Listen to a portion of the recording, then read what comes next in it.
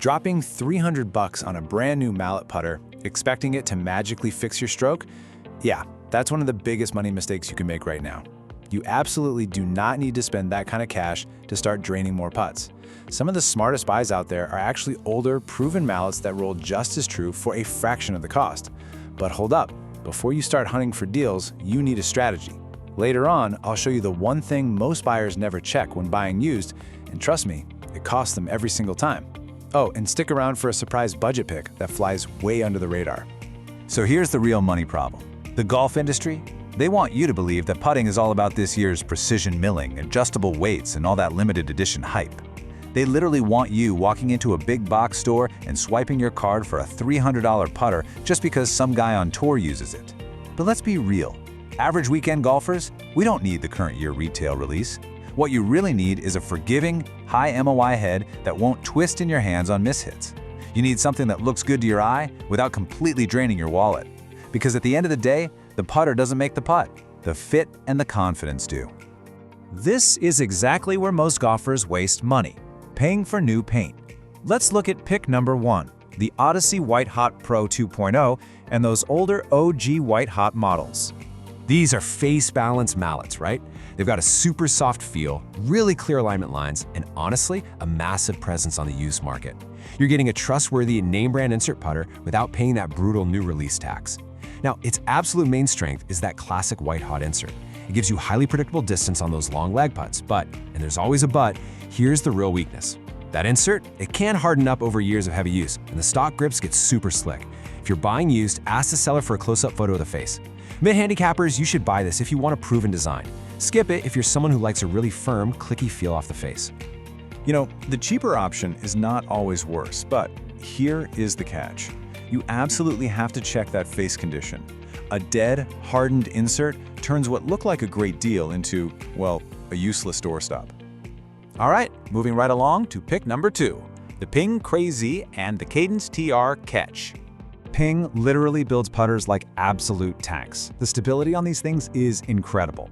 The Craz-E has been around forever simply because it works. And the Ketsch, it gives you this massive modern footprint where you can completely miss the middle of the face and still get a decent roll. But what's the weakness? Well, some golfers think they look a bit like spaceships, and the sound is definitely a lot louder than a soft insert. And because they basically last forever, buyers tend to get careless. You need to check the sole plate and the face for excessive chatter marks. High handicappers who need help with a straight back stroke, you should definitely buy this. But skip it if you demand a traditional, clean look over the ball. I mean, if the shape freaks you out, you just won't putt well with it. Listen, if you are buying used, this next point matters a lot. Do not fall blindly in love with a brand name. You have to fall in love with the actual condition of the club in front of you. Which brings us right to pick number 3, the TaylorMade Spider Tour, specifically looking at that 2017 to 2019 era. These older spiders are fantastic. They offer high MOI, tour-level stability, and that famous pure roll insert. You're getting a premium tour-looking mallet, but totally avoiding that current year markup. The weakness, though, is the weight. It feels heavier than some guys like. Also, if you have a slight arc in your stroke, a face-balanced spider might actively fight your natural swing. When looking at these, check the steel frame really closely for dents and make sure that insert isn't starting to peel. Buy this if you want tour-level stability on a strict budget, but skip it if you prefer a really light putter or if the use price you're looking at is creeping dangerously close to a brand new model. Pick number 4 is what I call the Quiet Value King, the Cleveland Huntington Beach Soft, number 11 or number 6. Cleveland honestly makes some of the best value clubs in all of golf. With this one, you get a machined, milled face that feels and performs way above its price tag. The real weakness here? The finish tends to wear a lot faster than the premium brands, and the alignment lines can look just a little bit busy to some. Budget golfers who really care about feel, you should absolutely buy this. Skip it though if you need a super simple, clean look at a dress. Also, pro tip, check the current new prices on these. Previous generations of this putter often drop right down into our under $100 budget anyway, brand new. Before we hit our final pick, remember this, because most buyers skip this and regret it later.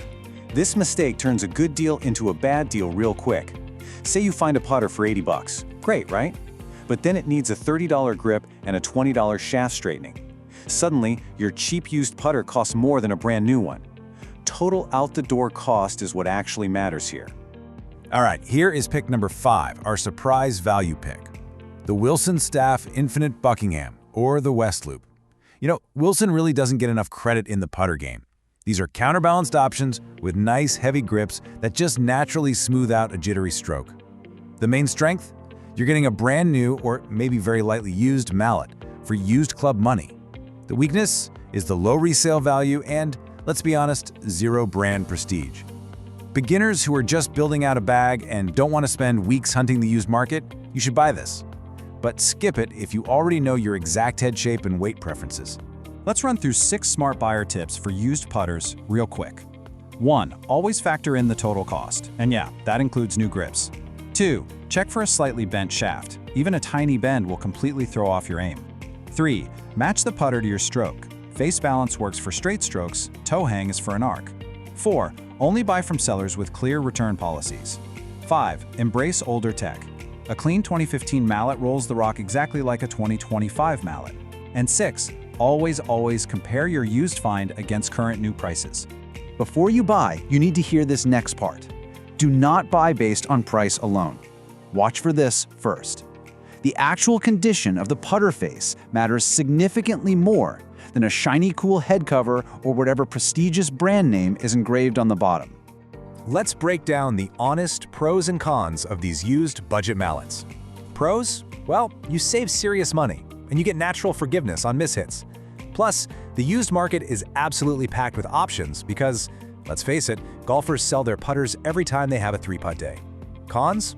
It is a bit of a gamble. Inserts get hard with age, you might stumble into hidden repair costs for things like grips, and you're buying without a proper fitting, so you're kind of just guessing on length and lie angle. So, who should actually buy what?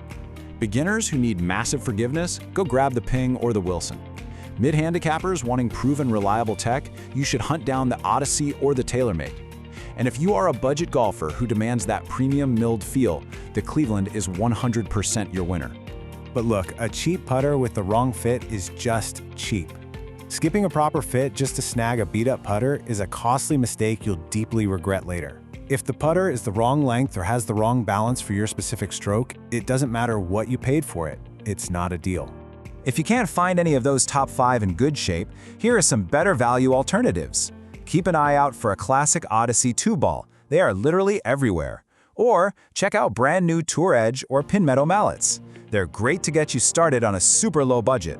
Finally, consider simply re-gripping your current putter and paying for a putting lesson. Sometimes the arrow is perfectly fine, and it's the Indian who needs a little help. This next part changes the final answer completely. The absolute best putter under $100 is simply the one that makes you feel confident standing over a 3-footer. So here is the final value verdict. Buy a clean 3 to 5-year-old Odyssey or Ping if it fits your eye and leaves room in your budget for a new grip. Skip it if the seller is hiding photos, the insert is crumbling, or the price is barely cheaper than buying new. Make the smart budget move and keep that leftover money for greens fees or, the beer fund. So what is your putter budget and your current handicap? Drop a comment below and let me know. Tell me what gear you're gaming right now. And hey, hit subscribe for more honest, money-saving explainers that actually help you play better without overspending. I'll see you in the next